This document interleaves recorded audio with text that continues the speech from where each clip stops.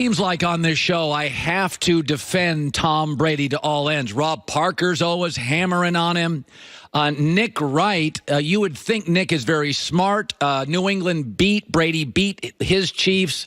Yet again, I look on my paper, and it looks like Tom Brady salvos are coming. So my friend Nick Wright via the Coward Global Satellite Network. All right, let me guess. Tom Brady's a bad guy with that new... I can't even get it out. Go ahead. Where did Brady screw up? No. He didn't screw up at all.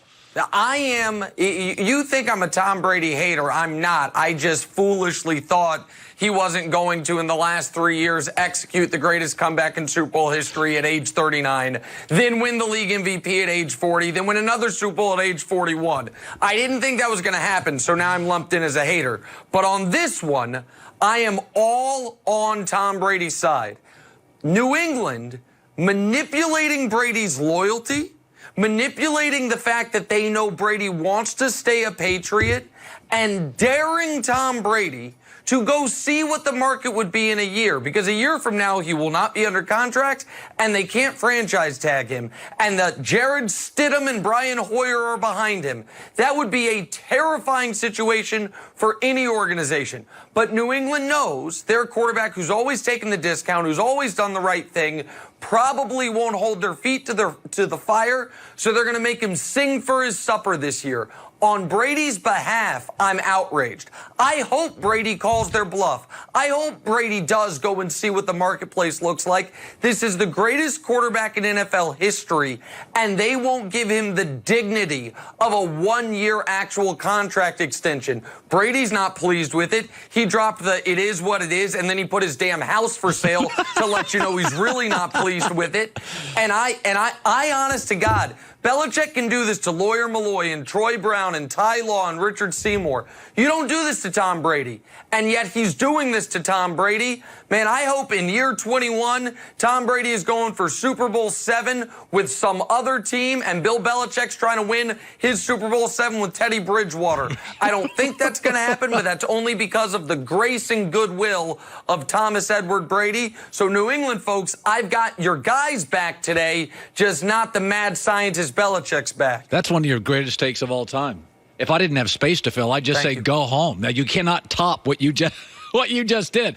I am a big believer, Nick Wright, in that fit matters. And I think KD choosing Kyrie over Steph could be problematic. I think Big Ben was the perfect quarterback for AB, and it was the perfect organization. I watched Hard Knocks last night.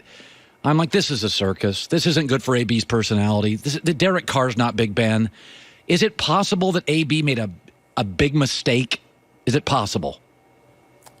Oh, listen, sometimes divorce is better for both parties, and sometimes it's worse for both parties.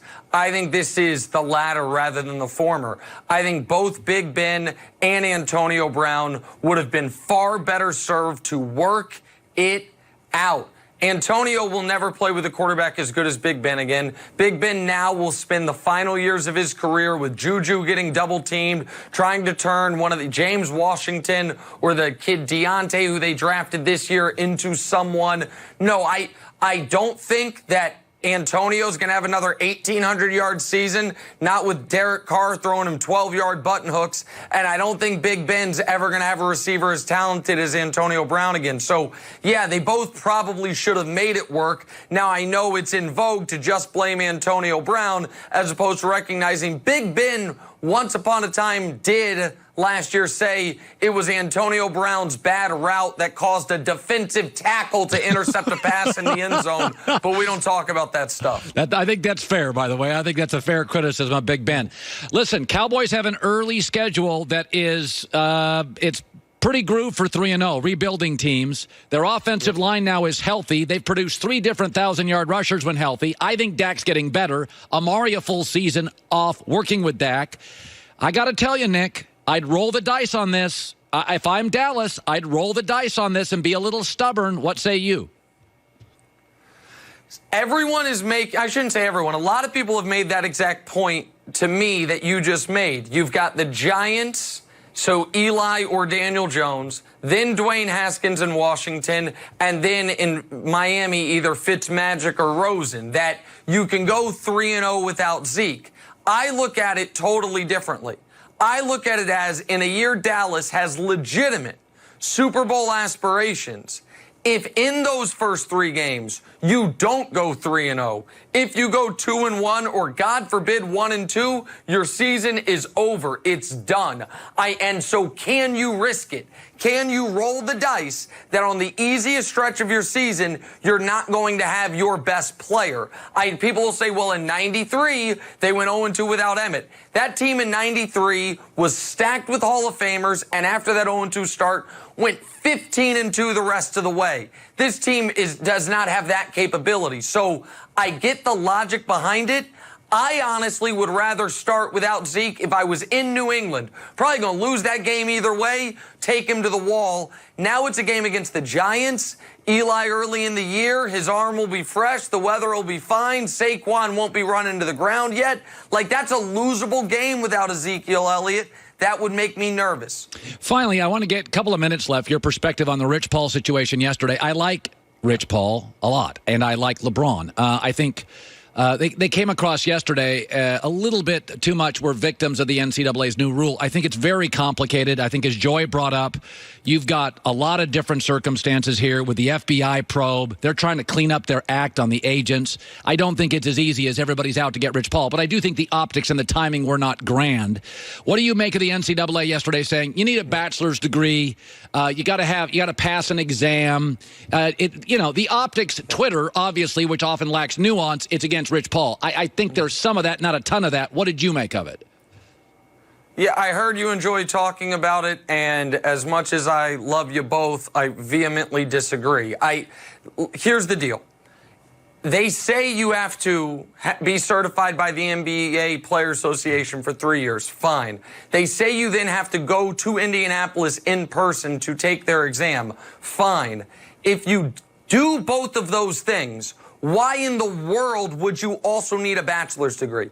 If I can pass your test without a bachelor's degree, then a bachelor's degree must not be important to be a quality agent. Rich Paul, the best agent in the NBA right now, the most powerful agent in the NBA right now, is proving you do not need a formalized bachelor's in the Germanic arts in order to represent Anthony Davis.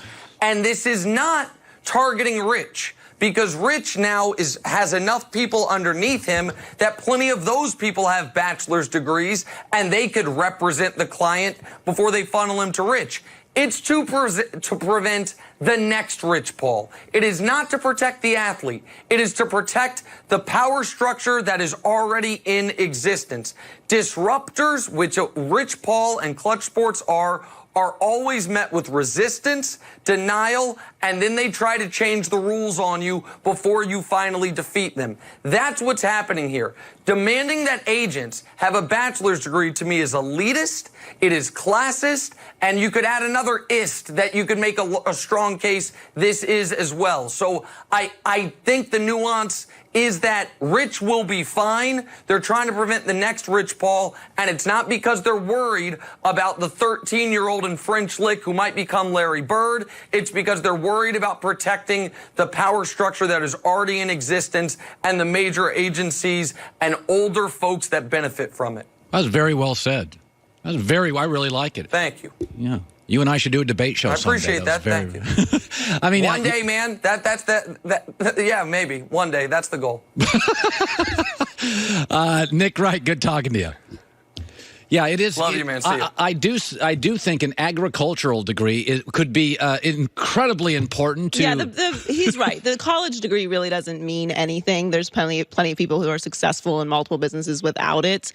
The passing the test is the important thing.